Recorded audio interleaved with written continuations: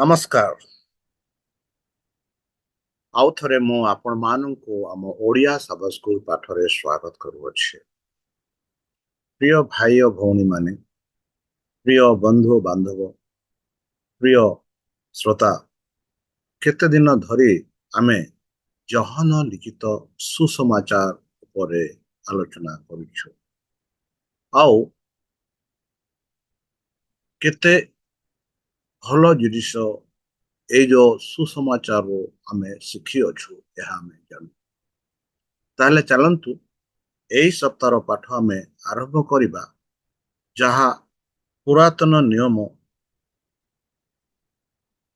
ର ଭବିଷ୍ୟତବାଣୀ ପୂରଣ କରିବା, ଯାହା ଇଂରାଜୀରେ କୁହାଯାଉଛି ଫୁଲଫିଲିଂ ଦି ଓଲ୍ଡ ଟେଷ୍ଟମେଣ୍ଟ ପ୍ରଫେସି। ଏହା ଅଧିକ ରୂପେ ଜାଣିବା ପୂର୍ବେ ଚାଲନ୍ତୁ ଆମେ ନିଜକୁ ସମର୍ପଣ କରି ସେହି ସଦାପ୍ରଭୁ ପରମେଶ୍ୱରଙ୍କ ନାମେ ପ୍ରାର୍ଥନା ଅର୍ପଣ କରିବା। ବନ୍ଧୁ, ଚାଲନ୍ତୁ ପ୍ରାର୍ଥନା କରିବା। ହେ ଆମ୍ଭମାନଙ୍କ ସର୍ବଶକ୍ତି ସର୍ବଜ୍ଞାନୀ, ପ୍ରେମର ସାଗର, ଦୟାମୟ ଅନ୍ତର୍ଜମୀ ଅନୁଗ୍ରହ ପରମ ପିତା, ଧନ୍ୟବାଦ ଅର୍ପଣ କରୁଅଛୁ। ବର୍ତ୍ତମାନ ଯେଉଁ ସମୟ ମାନଙ୍କୁ ଦେଇଅଛ ଏହି ସବସ୍କୁଲ ପାଠ ଧ୍ୟାନ କରିବା ପାଇଁ, ଏହା ବୁଝିବା ପାଇଁ, ଏହା ଜାଣିବା ପାଇଁ ଆମମାନଙ୍କୁ ଶକ୍ତିରେ, ଜ୍ଞାନରେ, ବୁଦ୍ଧିରେ ପରିପୂର୍ଣ୍ଣ କର। ଶତ୍ରୁ ଶୟତାନ ହସ୍ତରୁ ଆମମାନଙ୍କୁ ସୁରକ୍ଷାରେ ରଖ। ଆଉ ପରିଶେଷେ ଯେବେ ତୁମେ ତୁମ ସେହି ସହସ୍ର ଦୂତଙ୍କ ସହ ଆସିବେ, ସେତେବେଳେ ଆମମାନଙ୍କୁ ବାସସ୍ଥାନ ଦେବ ବୋଲି ତ୍ରାଣକର୍ତ୍ତା ପ୍ରଭୁ ଯୀଶୁଙ୍କ ମଧୁରମୟ ନାମରେ ଏହି ଛୋଟ ବିକ୍ଷମ ଅଛି, ଶୁଣି ଗ୍ରହଣ କର। ଆମେନ୍। ବନ୍ଧୁ, ଆଉ ଥରେ ମୁଁ ଆପଣମାନଙ୍କୁ ସ୍ୱାଗତ କରୁଅଛି।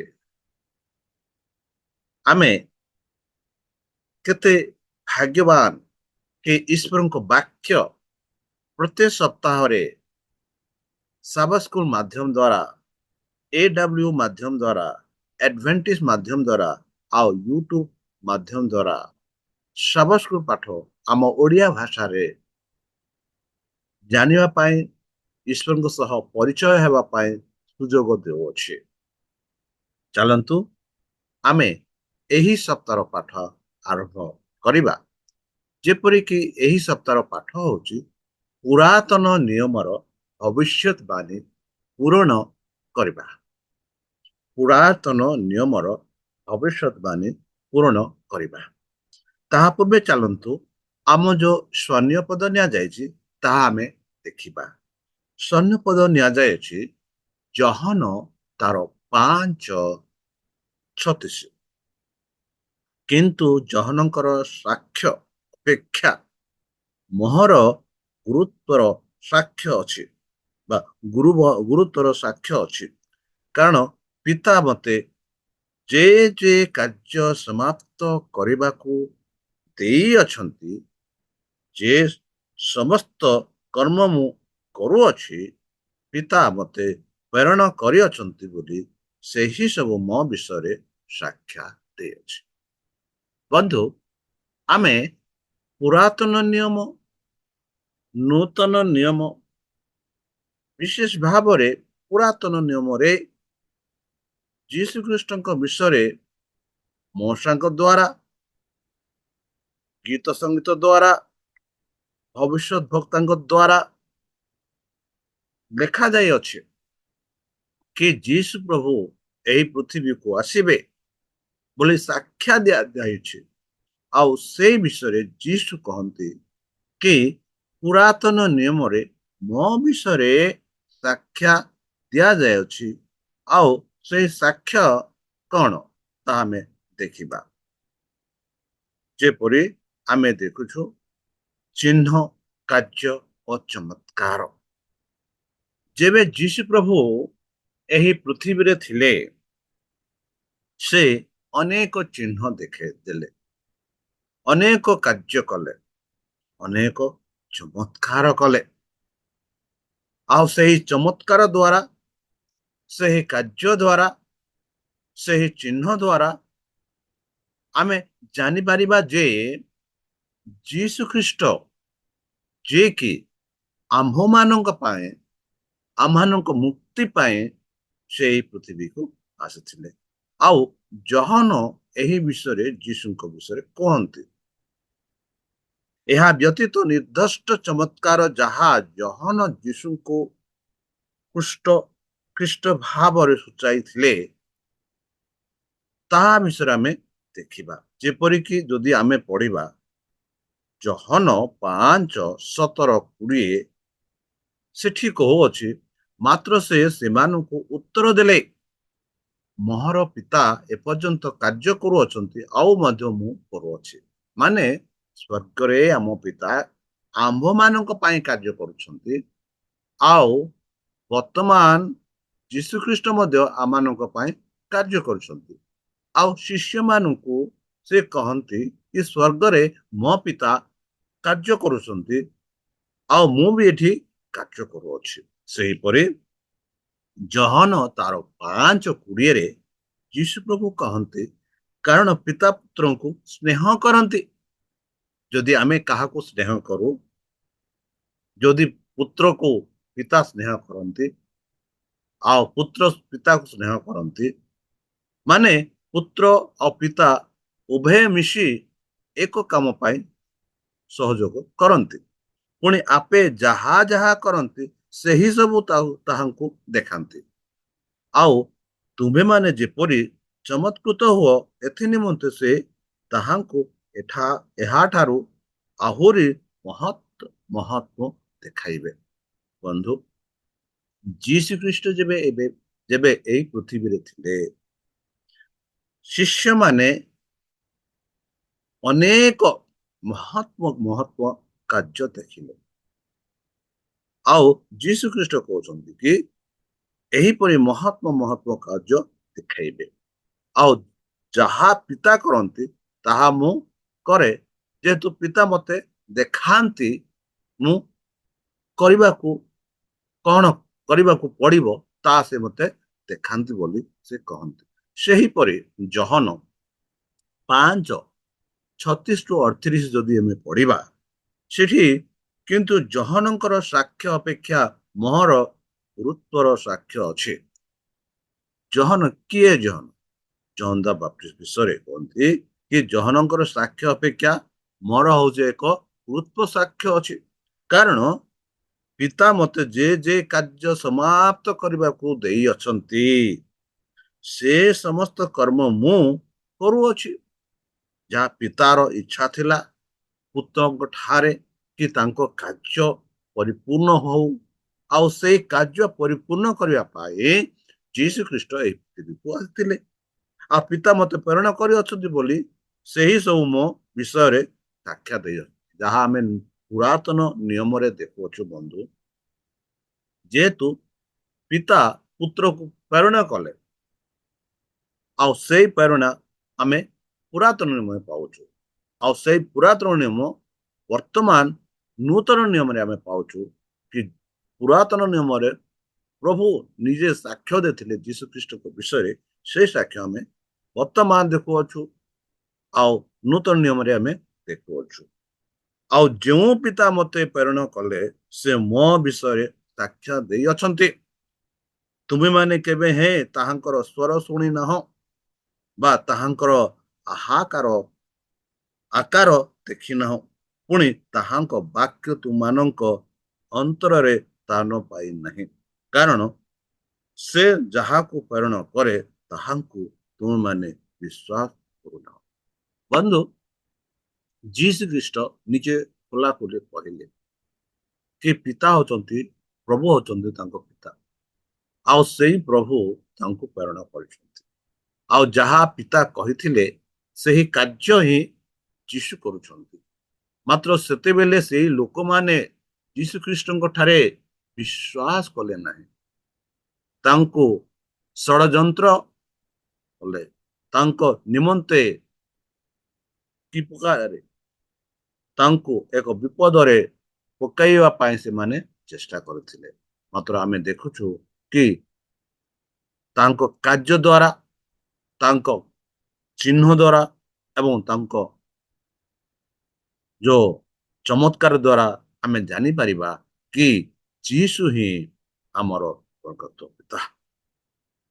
ଯୀଶୁ ଆମମାନଙ୍କୁ ଅନନ୍ତ ଜୀବନ ଦେଇପାରିବ।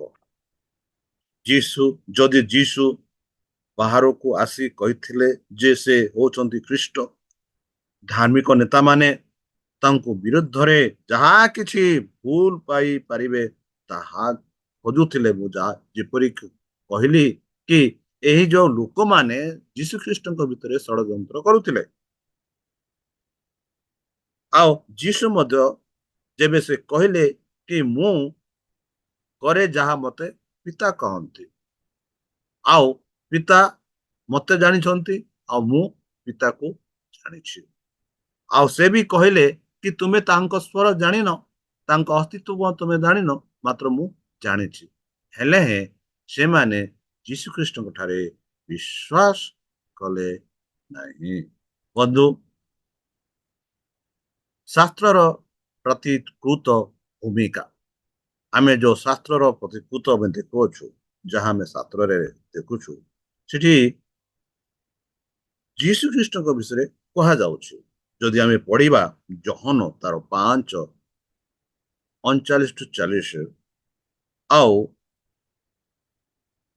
ଜହନ 46-47, ସେଠି ସେ ଏହିପରି ଲେଖନ୍ତି,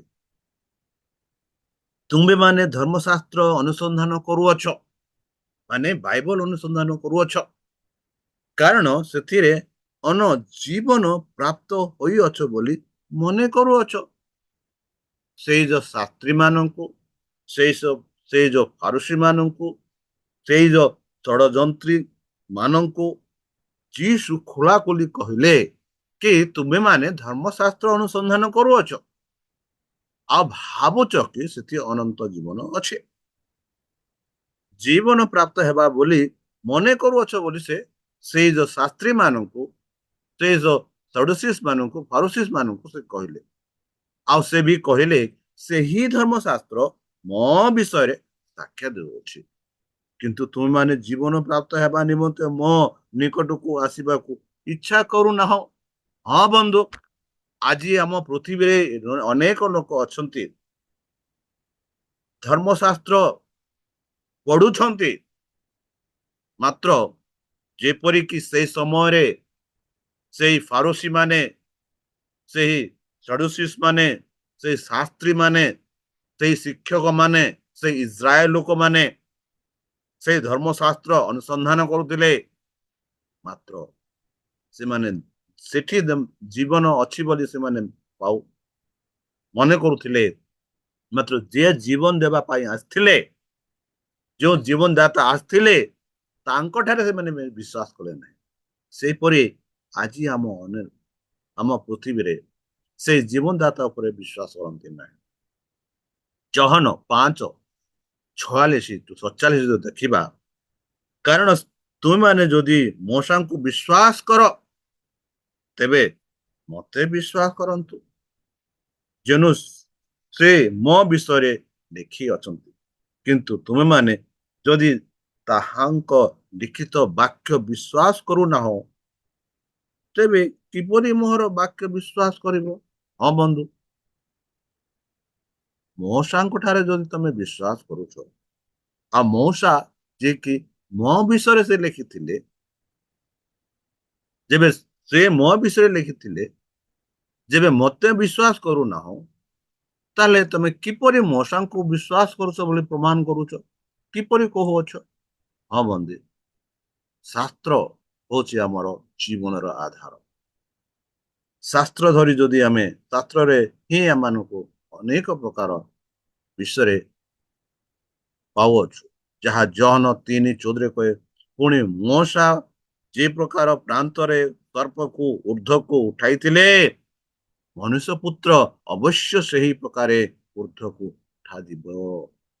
ବନ୍ଧୁ, ଆମେ ଜାଣିଛୁ, ଯେବେ ଇସ୍ରାଏଲ ପ୍ରଜା ମାନେ ମିଶ୍ର ଦେଶରୁ ବାହାର ହୋଇ ସେହି ମରୁଭୂମିରେ ଯାତ୍ରା କରୁଥିଲେ, ସେତେବେଳେ ସେମାନେ ଏହି ଅନୁଭବ କଲେ କି ସର୍ପ ସେମାନଙ୍କୁ କାଟିଲା, ଆଉ ଅନେକ ଲୋକ ମୃତ୍ୟୁବରଣ କଲେ। ଆଉ ସେଇ ସମୟରେ ସଦାପ୍ରଭୁ ପରମେଶ୍ୱର ମୂଷାକୁ କହିଲେ କି ପ୍ରାନ୍ତରେ ମାନେ କି ଗୋଟେ ଏକ ସର୍ପକୁ ଯାହାକି ନିର୍ମାଣ କରି ତାକୁ ମାନେ ସର୍ପ କରି ସେ ସର୍ପକୁ ଉର୍ଦ୍ଧ୍ୱକୁ ମାନେ ଏକ ଉପ ସ୍ଥାନରେ ଉଚ୍ଚ ସ୍ଥାନରେ ତାକୁ ଏକ କାଠିରେ ବା ଏକ ବାଡିରେ ବା ଏକ ଯାହା ଆମେ କହୁଛୁ ପୋଲରେ ତାକୁ ଉପରେ ଟଙ୍ଗାଇ ଦିଅ। ଆଉ ଯୋଉ ମଣିଷ ସେଇ ସର୍ପକୁ ଦେଖିବ ସେଇ ଯୋଉ ସର୍ପ ଯାହା ଯାହାକୁ କାଟିଛି ସେ ସର୍ପରୁ ସେ ଉଦ୍ଧାର ପାଇବ, ମୃତ୍ୟୁ ହେବନି। ସେଇ ଯେପରି ସର୍ପକୁ ସେଇ ପ୍ରାନ୍ତରେ ମଶା ଉପରକୁ ଉଠେଇଥିଲେ, ଉର୍ଦ୍ଧ୍ୱକୁ ବୋଲି କହୁଅଛି ଉଠାଇଥିଲେ, ମନୁଷ୍ୟ ପୁତ୍ର ଅବଶ୍ୟ ସେଇ ପ୍ରକାରେ ଉର୍ଦ୍ଧ୍ୱକୁ ଉଠିଯିବେ। ବନ୍ଧୁ, ଆମେ ଦେଖୁଛୁ ଯୀଶୁ ପ୍ରଭୁକୁ କି ପ୍ରକାରେ ଟଙ୍ଗାଇଥିଲେ। ଆମ ପାଇଁ ଯୀଶୁ ପ୍ରଭୁ କିପରି କୃଷରେ ହତ ହେଲେ, ଆଉ ଆମ ପାଇଁ ଯୀଶୁ ପ୍ରଭୁ କିପରି ସେଇ କୃଷରେ ନିଜ ଜୀବନ ଦାନ ଦେଲେ ତାହା ଆମେ ଜାଣୁଅଛୁ। ଚାଲନ୍ତୁ ଆମେ ଆଗକୁ ବଢିବା। ଯୀଶୁଙ୍କ ପୁରାତନ ନିୟମ ଭବିଷ୍ୟତବାଣୀ ଭାଗ 1। ପୁରାତନ ନିୟମରେ ଯୀଶୁଙ୍କ ଭବିଷ୍ୟତବାଣୀ କିପରି କରାଯାଇଥିଲା? ଧାର୍ମିକ ନେତାମାନଙ୍କ ସହିତ ତାଙ୍କର ପରିଚୟ, ଯୀଶୁ ବିଷୟରେ ଯେ ଆଲୋଚନାରେ ଶାସ୍ତ୍ରର ଅଧିକାରକୁ ନିଶ୍ଚିତ କରିଛନ୍ତି। ଯଦି ଆମେ ଜହନ 1:23 ପଢିବା, ସେଠି ଆମେ ପାଉଛୁ ସେ କହିଲେ, ଇସାୟ ଭାବବାଦୀ ଯେପରି କହିଥିଲେ, ମୁଁ ସେହି ପ୍ରକାର ପ୍ରାନ୍ତରର ଉଚ୍ଚ ଶବ୍ଦ କରୁଥିବା ଜନଙ୍କର ସ୍ୱର ପ୍ରଭୁଙ୍କ ପଥ ସଖଳ କରେ ବୋଲି ଆମେ ଦେଖୁଛୁ। କାହା ବିଷୟରେ କହୁଛୁ ବନ୍ଧୁ? ଏଟା ସେହି ଜହନ ବାପ୍ତିସ୍ମ ବିଷୟରେ କହୁଛି, ଯିଏ କି ଯୀଶୁଖ୍ରୀଷ୍ଟଙ୍କ ପଥକୁ ଏକ ଯୀଶୁଖ୍ରୀଷ୍ଟଙ୍କ ଆଗମନ ପାଇଁ ସେ ପ୍ରସ୍ତୁତ କରୁଥିଲେ। ଆଉ ସେହିପରି ଜହନ ଲେଖନ୍ତି, ଜହନ 2:16-17 ସେ କହନ୍ତି, କଣ କହନ୍ତି? ଜହନ ଏହିପରି କହନ୍ତି, ଆଉ ସେ କପ୍ତା ବ୍ୟବସାୟୀ ମାନଙ୍କୁ କହିଲେ, ଏଗୁଡାକ ଏଠାରୁ ଘେନି ଯାଅ, ମୋର ପିତାଙ୍କ ଗୃହକୁ ବାଣିଜ୍ୟର ଗୃହ କର ନାହିଁ। ତୁମ ଗୃହ ନିମନ୍ତେ ଉଦ୍ୟୋଗ୍ୟ ମତେ ଗ୍ରାସ କରିବ, ଏହା ଲେଖା ଅଛି ବୋଲି ତାହାଙ୍କ ଶିଷ୍ୟମାନଙ୍କୁ ମନେ ପଡିଲା। ବନ୍ଧୁ, ଆମେ ଦେଖୁଛୁ ଯେବେ ଜେରୁସାଲାମ ମନ୍ଦିରରେ ସେହି ସମୟରେ ଯେପରିକି ଏକ ବାଣିଜ୍ୟ ରୂପେ ସେଇ ମନ୍ଦିର ଭିତରେ ଲୋକମାନେ କରୁଥିଲେ, ଆଉ ଯୀଶୁ ସେମାନଙ୍କୁ କହୁଛନ୍ତି କି ମୋ ପିତାଙ୍କ ଗୃହ ଏକ ଗୃହ ଯୋଉଠିକି ଧର୍ମଶାସ୍ତ୍ର ପଢାଯାଏ, ମାତ୍ର ଏହା ଏକ ଗୃହ କରିଅଛ ଯାହାକି ଚୋରି ମାନେ ବସନ୍ତି ବୋଲି ସେ କହିଲେ। ସେହିପରି ଗୀତ ସଂହିତା ସ୍ୱୀକାର କରି କହୁଛନ୍ତି, ଗୀତ ସଂହିତା 69:9, କାରଣ ତୁମ ଗୃହ ବିଷୟକ ଉଦ୍ୟୋଗ ମତେ ଗ୍ରାସ କରିଅଛି, ପୁଣି ତୁମକୁ ନିନ୍ଦା କରିବା ଲୋକମାନଙ୍କ ନିନ୍ଦା ମୋ ଉପରେ ପଡିଅଛି ବୋଲି ଗୀତ ଲେଖକ ଦେଖୁଛନ୍ତି। ବନ୍ଧୁ, ଜହନ 7:38 ଯଦି ପଢିବା, ଆମେ ପାଉଛୁ ଯେ ମୋ ଠାରେ ବିଶ୍ୱାସ କରେ, ଧର୍ମଶାସ୍ତ୍ରର ହକ୍ ଉକ୍ତି ପ୍ରମାଣରେ ତାହାର ଅନ୍ତରରୁ ଜୀବନ ଜଳ ସ୍ରୋତ ପ୍ରବାହିତ ହେଉଛି। ବନ୍ଧୁ, ଯେବେ ଆମେ ଯୀଶୁଖ୍ରୀଷ୍ଟଙ୍କ ଠାରେ ବିଶ୍ୱାସ କରୁ, ତେବେ ଧର୍ମଶାସ୍ତ୍ର ଆମେ ଯେବେ ପଢୁ, ତେବେ ଆମ ଜୀବନରେ ଏକ ଜଳସ୍ରୋତ ପ୍ରବାହିତ ହେବ ବୋଲି ଯୀଶୁ କହୁଛନ୍ତି। ମାନେ ସେହି ଜୀବନର ଜଳସ୍ରୋତ ପ୍ରବାହିତ ହେବ ବୋଲି ବାଇବଲ ଆମମାନଙ୍କୁ କହୁଛି, ଯେବେ ଆମେ ଯୀଶୁଙ୍କ ଠାରେ ବିଶ୍ୱାସ କରୁଛୁ। ସେହିପରି ଜହନ 19:36 କୁହେ, କାରଣ ଧର୍ମଶାସ୍ତ୍ରର ଏହି ବାକ୍ୟ ସଫଳ ହେବା ନିମନ୍ତେ ଏ ସମସ୍ତ ବିଷୟ ଘଟିଲା, ତାହାଙ୍କର ଖଣ୍ଡେ ଅସ୍ଥି ଭଗ୍ନ ହେବ ନାହିଁ। ବନ୍ଧୁ ଆଜିକାଲି ଅନେକ ଖ୍ରୀଷ୍ଟିଆନ ମାନେ ଅଛନ୍ତି ଯେଉଁମାନେ କହନ୍ତି କି ଧର୍ମଶାସ୍ତ୍ରର କୌଣ କିଛି ଭାଗ ନା ମାନେ ଲୋପ ହୋଇଛି। ମାତ୍ର ଏଠି କୁହାଯାଉଛି କି ଏଇ ଯୋଉ ଧର୍ମଶାସ୍ତ୍ରରେ ଯାହା ଯାହା ଲେଖା ଯାଇଅଛି ଆଦିଠୁ ପ୍ରକାଶିତ ପୁସ୍ତକ ପର୍ଯ୍ୟନ୍ତ ଯାହା ଯାହା ଲେଖା ଯାଇଅଛି ତାହା ସଫଳ ନିମନ୍ତେ ଯୀଶୁ ସଫଳ କରିବା ନିମନ୍ତେ ଯୀଶୁ ଖ୍ରୀଷ୍ଟ ଏହି ପୃଥିବୀକୁ ଆସିଲେ। କାରଣ ଧର୍ମଶାସ୍ତ୍ରର ଏହି ବାକ୍ୟ ସଫଳ ହେବା ନିମନ୍ତେ ଏ ସମସ୍ତ ବିଷୟ ଘଟିଲା। ଯାହା ଘଟିଥିଲା ତାହାର ଖଣ୍ଡେ ଅସ୍ଥି ଭଗ୍ନ ହେବ ନାହିଁ, କିଛି ଭଗ୍ନ ହେବନି ବୋଲି ସେ କହିଲେ। ଯେପରିକି ଗଣନା ପୁସ୍ତକ 9:12 ପାଉଛୁ, ସେମାନେ ପ୍ରଭାତ ପର୍ଯ୍ୟନ୍ତ ତହରୁ କିଛି ରଖିବେ ନାହିଁ, କିଏ ବା ତହିଁର କୌଣସି ହାତ ହାଡ଼ ଭାଙ୍ଗିବେ ନାହିଁ।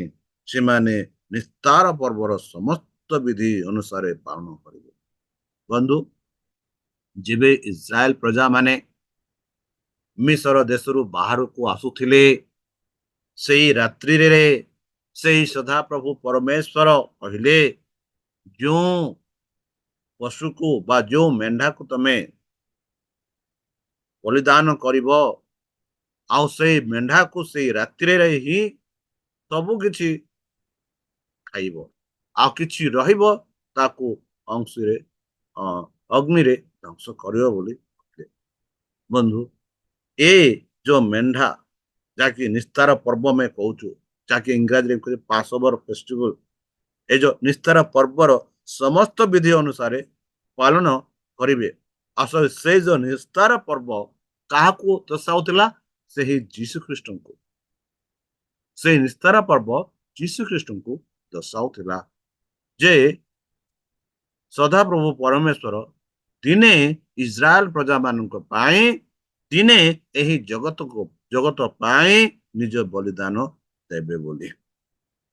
ଯଦି ଜହନ 2:22 ପଢିବା, ଏଣୁ ସେ ମୃତ୍ୟୁମାନଙ୍କ ମଧ୍ୟରୁ ଉଦ୍ଧିତ ହେଲା ଉତ୍ତାରେ ତାହାଙ୍କ ଶିଷ୍ୟମାନେ ସେ ଏହି କଥା କହିଲେ ବୋଲି ସ୍ମରଣ କଲେ।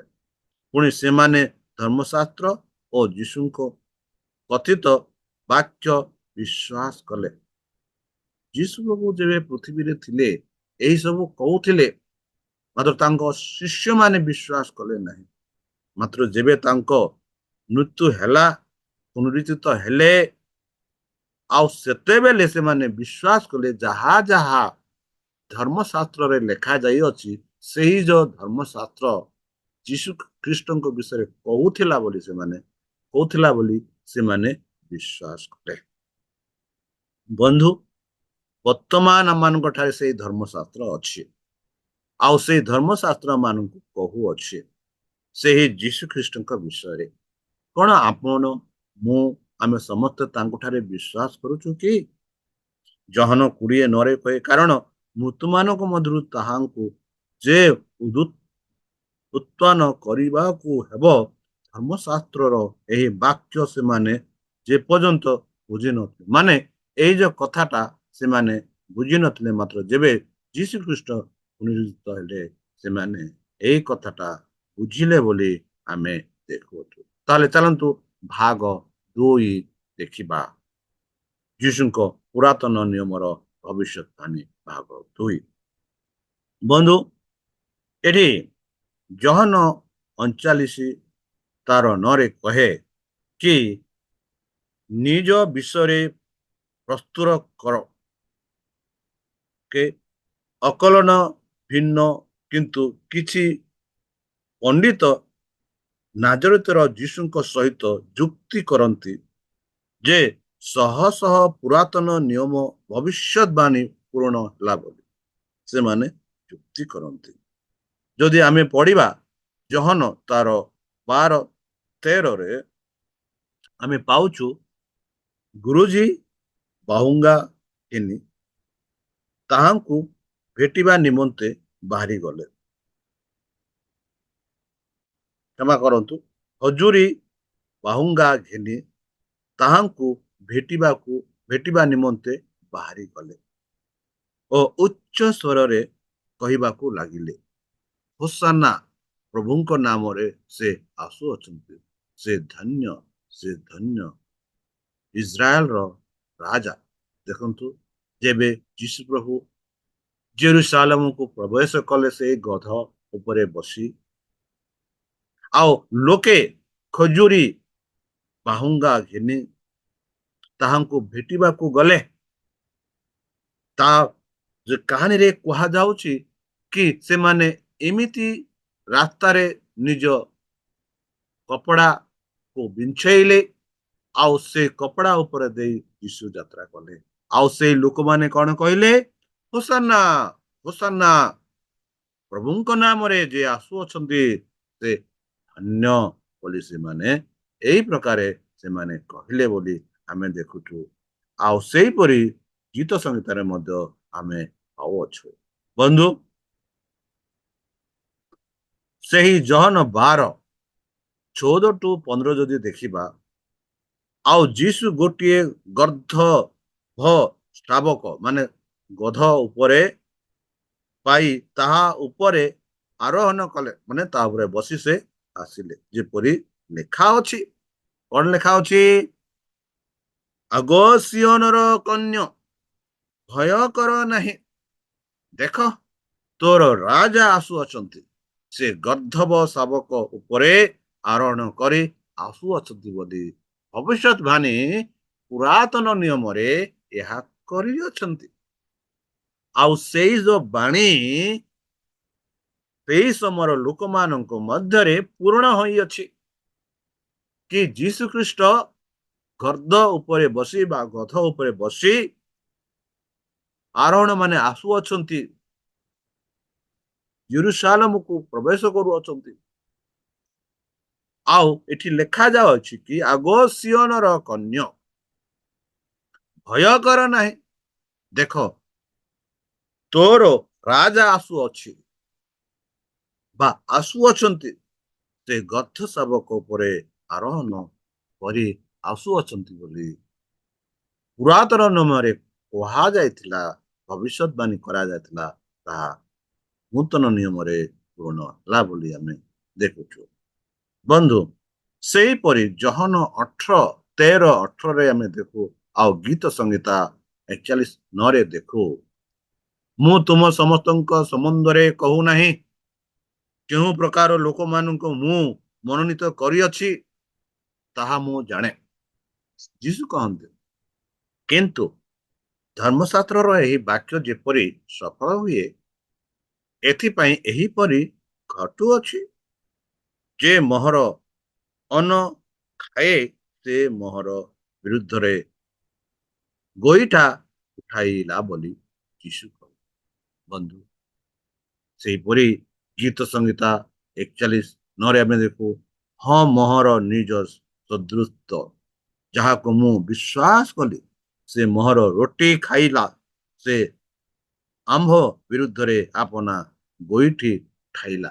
ବନ୍ଧୁ, ଯହୁଦୀ ମାନେ ଯେବେ ସେମାନେ ମିଶର ଦେଶରୁ କେନାନ ଦେଶକୁ ଯାଉଥିଲେ, ସେତେବେଳେ ସଦାପ୍ରଭୁ ସେମାନଙ୍କୁ ମାନ୍ନା ଯୋଗାଇଥିଲେ, ଆଉ ସେହି ପ୍ରଭୁକୁ ସେମାନେ ବିଶ୍ୱାସ କଲେ ନାହିଁ। ଯେପରିକି ଜହନ 19:37ରେ ଆମେ ଦେଖୁଅଛୁ, ପୁନର୍ବାର ଧର୍ମଶାସ୍ତ୍ରର ଆଉ ଗୋଟିଏ ବାକ୍ୟ ଏହି, ସେମାନେ ଯାହାକୁ ବୁଦ୍ଧ କଲେ ତାହାଙ୍କ ପ୍ରତି ଦୃଷ୍ଟିପାତ କରିବେ। ବନ୍ଧୁ, ଏହି ସବୁ ଜହନ ଆମମାନଙ୍କୁ କହୁଛନ୍ତି କି ଯୀଶୁ ହଉଛନ୍ତି ସେଇ ଉଦ୍ଧାରକର୍ତ୍ତା, ତ୍ରାଣକର୍ତ୍ତା। ଆମମାନଙ୍କୁ ସେହି ଯୀଶୁ ଖ୍ରୀଷ୍ଟଙ୍କ ଉପରେ ବିଶ୍ୱାସ କରିବାକୁ ପଡିବ, ଯେହେତୁ ତାଙ୍କ ଦ୍ୱାରା ଆଉ କିଛି ରାସ୍ତା ନାହିଁ କି ମାର୍ଗ ନାହିଁ। ତାଙ୍କ ବିନା ତାଙ୍କ ବିନା ଆଉ କିଛି ନାହିଁ, ସେଇ ହିଁ ଆମ ମାର୍ଗ। ଚାଲନ୍ତୁ ଆଗକୁ ବଢିବା। ତଳେ ଜହନ 8:12-30 ଯଦି ଆମେ ପଢିବା, 12-30, ସେଠି ଯୀଶୁ ପୁନର୍ବାର ଲୋକମାନଙ୍କୁ ଶିକ୍ଷା ଦେଇ କହୁଛନ୍ତି। ସେ କହନ୍ତି କି ମୁଁ ଏ ଜଗତର ଜ୍ୟୋତି।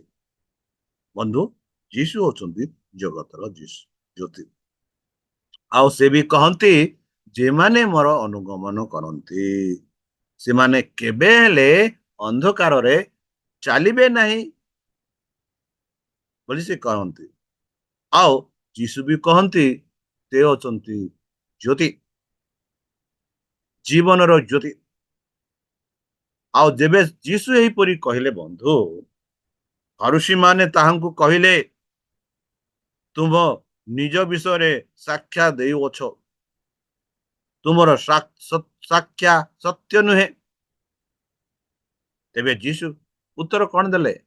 ଯୀଶୁ ସେମାନଙ୍କୁ ଉତ୍ତର ଦେଲେ, ମୁଁ ଯଦି ନିଜ ବିଷୟରେ ସାକ୍ଷ୍ୟ ଦେଉଥାଏ ତେବେ ସୁଦ୍ଧା ମୋର ସାକ୍ଷ୍ୟ ସତ୍ୟ, କାରଣ ମୁଁ କେଉଁ ସ୍ଥାନରୁ ଆସିଅଛି ଓ କେଉଁ ସ୍ଥାନକୁ ଯାଉଅଛି ତାହା ତୁମେ ଜାଣ ନାହିଁ, କିନ୍ତୁ ମୁଁ କେଉଁ ସ୍ଥାନକୁ ଆସେ କିମ୍ବା କେଉଁ ସ୍ଥାନକୁ ଯାଏ ତାହା ତୁମେ ମାନେ ଜାଣ ନାହିଁ ବୋଲି ସେ, ଯେହେତୁ ତୁମମାନେ ମନୁଷ୍ୟ ଭାବରେ ବିଚାର କର, ମୁଁ କାହାରି ବିଚାର କରେ ନାହିଁ, କିନ୍ତୁ ମୁଁ ଯଦି ବିଚାର କରେ ତେବେ ସୁଦ୍ଧା ମୋର ବିଚାର ଯଥାର୍ଥ, କାରଣ ମୁଁ ଏକାକୀ ନୁହେଁ, କିନ୍ତୁ ମୋର ପ୍ରେରଣକର୍ତ୍ତା ମୋ ସଙ୍ଗରେ ଅଛନ୍ତି। ପୁଣି ଦୁଇ ଜଣଙ୍କର ସାକ୍ଷାତ ସତ୍ୟ, ଏହା ତୁମେମାନେ ବାକ୍ୟ ବ୍ୟବସ୍ଥାର ମଧ୍ୟ ଲେଖା ଅଛି ବୋଲି ଯୀଶୁ ସେଇ ଫାରୁସୀ ମାନଙ୍କୁ କହିଲେ। ସେ କହିଲେ, ମୁଁ ନିଜେ ନିଜର ସାକ୍ଷୀ, ପୁଣି ମୋର ପ୍ରେରଣକର୍ତ୍ତା ପିତା ମୋର ବିଷୟରେ ସାକ୍ଷ୍ୟ ଦେଇ ଅଛନ୍ତି।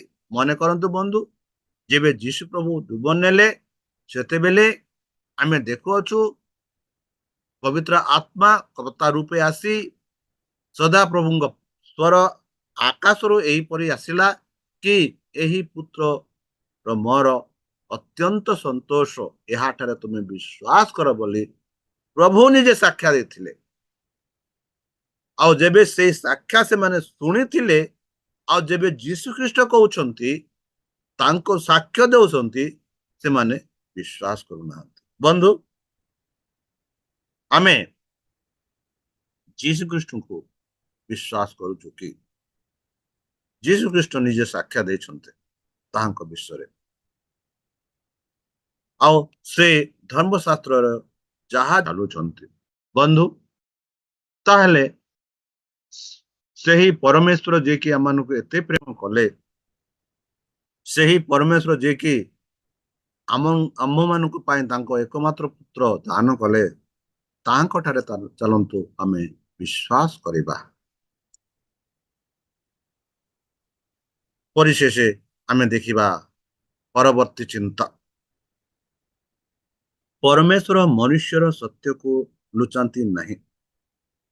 ସେମାନଙ୍କ ନିଜସ୍ୱ ପାଠ୍ୟକ୍ରମ ଦ୍ୱାରା କାର୍ଯ୍ୟର ସେମାନେ ଏହା ତ ନିଜ ପାଇଁ ଅସ୍ପଷ୍ଟ କରନ୍ତି। ଖ୍ରୀଷ୍ଟ ଯହୁଦୀ ଲୋକମାନଙ୍କୁ ପ୍ରଚୁର ଦେଲେ ଓ ପ୍ରମାଣ କରନ୍ତି ଯେ ସେ ଖ୍ରୀଷ୍ଟ ଥିଲେ, କିନ୍ତୁ ତାଙ୍କର ଶିକ୍ଷା ସେମାନଙ୍କ ଜୀବନରେ ଏକ ସ୍ଥିର ପରିବର୍ତ୍ତନ ପାଇଁ ଆହ୍ୱାନ କରାଯାଇଥିଲା। ସେମାନେ ଦେଖିଲେ ଯଦି ସେମାନେ ଖ୍ରୀଷ୍ଟଙ୍କୁ ଗ୍ରହଣ କରନ୍ତି ତେବେ ସେମାନେ ସେମାନଙ୍କ ପ୍ରିୟ ସର୍ବାଧିକ ସ୍ୱାର୍ଥପର ଧର୍ମହୀନ ଅଭ୍ୟାସ ଏବଂ ପରମ୍ପରାକୁ ତ୍ୟାଗ କରିବାକୁ ପଡ଼ିବ ବା ଜରୁରୀ। ଏଥିଯୋଗୁଁ ପ୍ରିୟ ଶ୍ରୋତା, ଚାଲନ୍ତୁ ନିଜକୁ ଖ୍ରୀଷ୍ଟଙ୍କ ଠାରେ ସମର୍ପଣ କରି ସେହି ଯୀଶୁ ଖ୍ରୀଷ୍ଟଙ୍କ ନାମରେ ଆମେ ପ୍ରାର୍ଥନା କରିବା। ହେ ଆମ୍ଭମାନଙ୍କ ସର୍ବଶକ୍ତି ସର୍ବଜ୍ଞାନୀ ପ୍ରେମର ସାଗର, ଦୟାମୟ ଅନ୍ତର୍ଜମୀ ଅନୁଗ୍ରହ ପରମ ପିତା, ଧନ୍ୟବାଦ ଅର୍ପଣ କରୁଅଛୁ। ବର୍ତ୍ତମାନ ଯେଉଁ ବାକ୍ୟ ତୁମ ଭକ୍ତମାନଙ୍କୁ ଶୁଣେଇଲେ, ସେହି ବାକ୍ୟ ଅନୁସାରେ ସେହି ସାବାସ୍କୁଲ ପାଠ ଯାହା ମାନଙ୍କୁ ବୁଝାଇଅଛି କି ଯୀଶୁ ଖ୍ରୀଷ୍ଟ ହିଁ ଆମର ଜୀବନଦାତା, ଉଦ୍ଧାରକର୍ତ୍ତା, ତ୍ରାଣକର୍ତ୍ତା, ମାର୍ଗଦର୍ଶନ, ଏହାପରେ ବିଶ୍ୱାସ କରିବା ପାଇଁ ଆମମାନଙ୍କୁ ଶକ୍ତିରେ, ଜ୍ଞାନରେ, ବୁଦ୍ଧିରେ ପରିପୂର୍ଣ୍ଣ କର। ଆମ ପାପ ସବୁ ତୁମ ସେହି ବହୁମୂଲ୍ୟ ରକ୍ତରେ ପରିଷ୍କାର ରୂପେ ଦିଅ।